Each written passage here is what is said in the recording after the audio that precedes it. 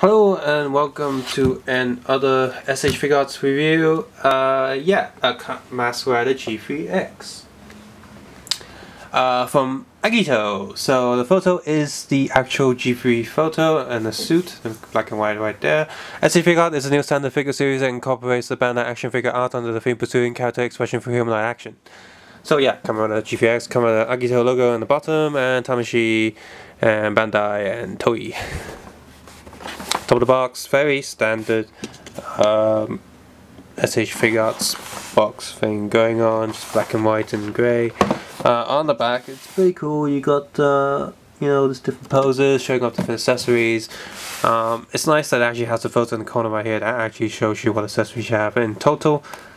So that's pretty good. First hand, 180 Hong Kong from Yamate Inns Point Hong Kong release. So you got the logo stickers on the box and the Bandai. That sticker's peeling.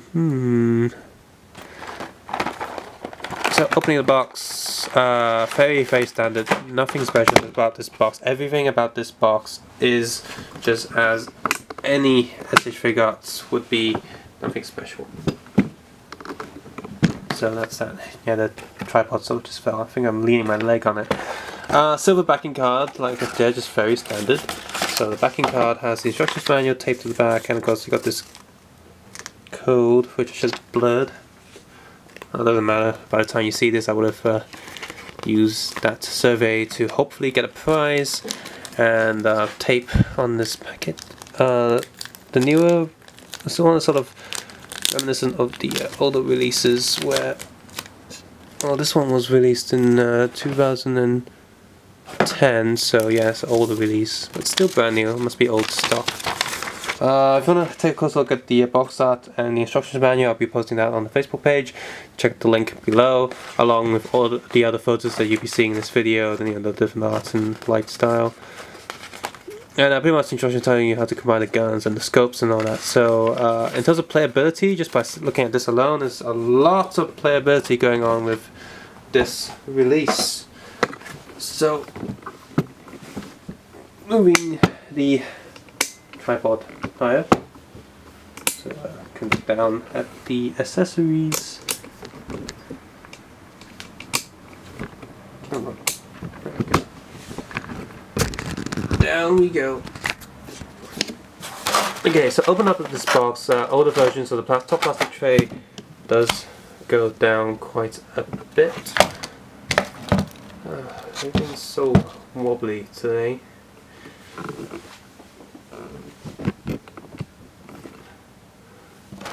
So yeah, open the box. This box is.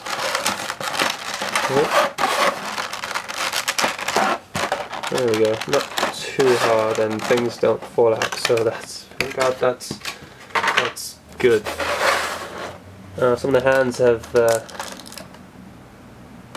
popped out a little bit.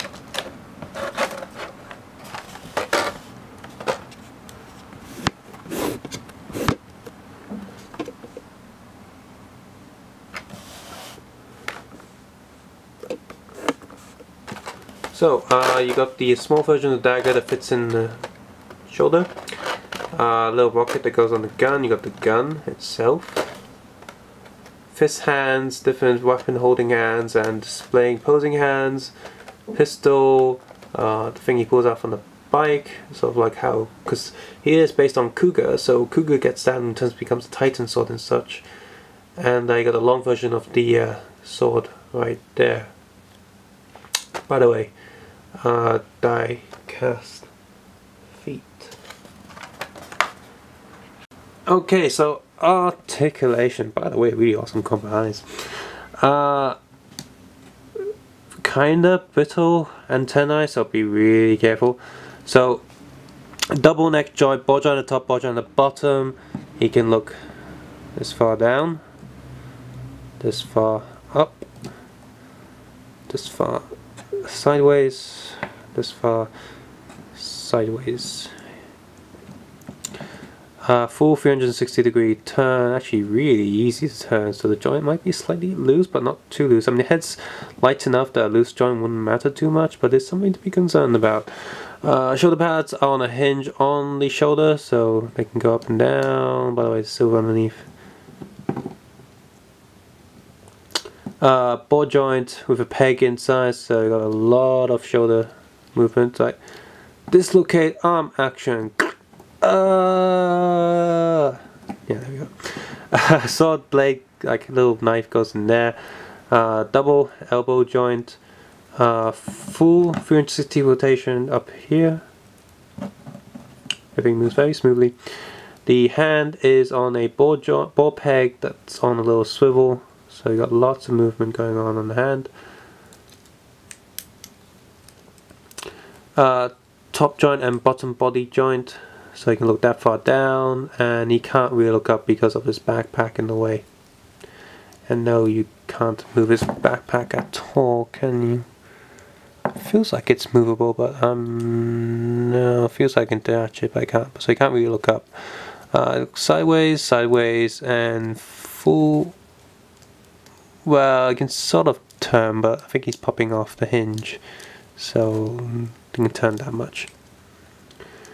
Hips on a older type of joint, just like same as Agito, so you can go up. Ooh, soft bubbly plastic does not get in the way because the joints are tight enough, so this soft plastic is not pushing against the joint.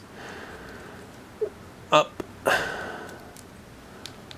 Well, it is pushing against the joint there when you're trying to do that, so that's something.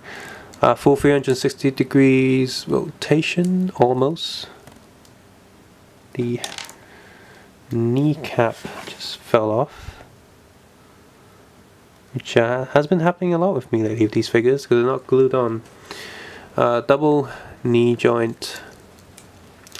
The leg is on a full turning joint. It can go up, go down. Oh, that is an issue right there because there's a big gap in his feet. Very robo feet because he's in a robot suit. Feet can go up. Toe joint. A bit of a shoe marking, boot marking print on the bottom. Yeah, so leg joints, very standard. Die-cast feet is good.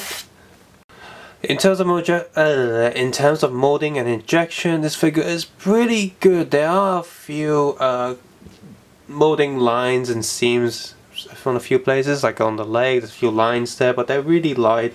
And there's not really any sort of fixed scars on the molding injection anywhere. So in terms of that sense, this figure is pretty good. In terms of coloring, this figure is just gorgeous. I don't know what it is about metallic blue, but it seems this figure, just like Kamen Rider Abyss, they're both really good looking figures. And plus for the cheap price, Kamen Rider Abyss was also really cheap. It's really surprising how good these figures turned out. In terms of accessories, this thing is more than packing. He's got all the accessories you can ever ask for this figure, unless you want to get the bike as well, but you know, that'll be another story. But as the figure itself, he's, for such a cheap price, he has more than enough accessories. Everything's complete, nothing feels missing or lacking.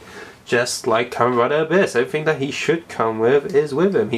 This guy, he's got the cannon, he's got the blade, long blade and short blade. He's got, you know, extra like police baton, he's got his big assault rifle and the rocket launcher, and he's got more than enough hands to hold all these accessories and do all his signature posing. One slight downside of this figure is when you're attaching the little police baton to his leg, make sure you attach it at the right position. If you're trying to click it in anywhere else, the silver paint can rub off the black plastic, which I did. Oops, I should have paid more attention where I'm pegging in that thing. Which you say is my fault, but also saying, you know, be careful because the silver paint can come off pretty easily. And now I've got 2 black marks on that. Oops, it's battle damage, yeah, sure.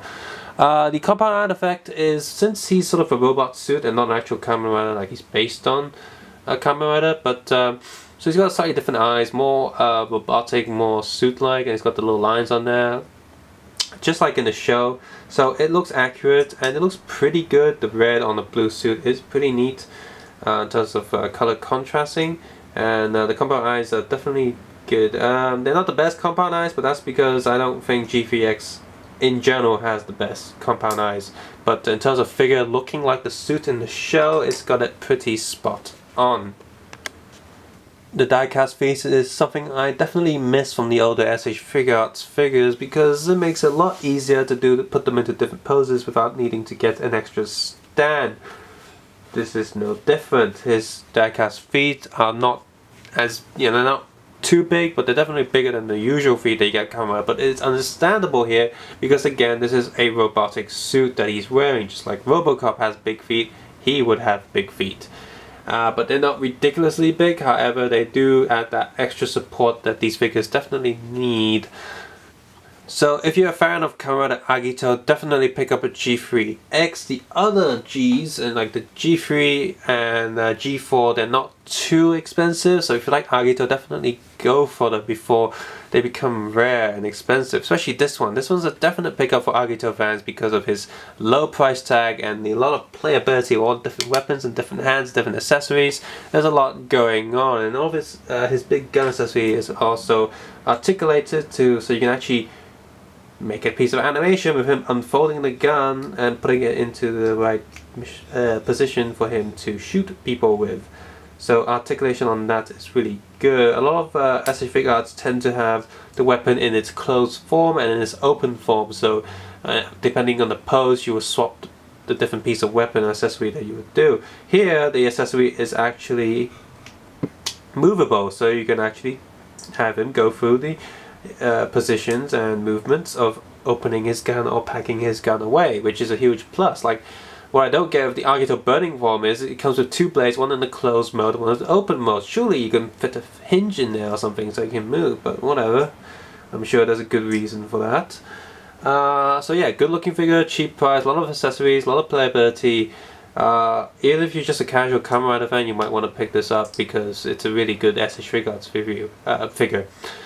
This is one of the best SH Figuarts releases I've seen. It's on top of the, you know, he's not my favorite character, and I would give him more points if it was a character I actually liked a lot compared to the other ones. But since he's not my favorite Kamen Rider, I wouldn't put his score that high. But if he is one of your favorite Kamen Riders, then he's a definite pickup. He's good. Good. He's along the lines with Abyss and Blade and a few other figures at that range. So yeah.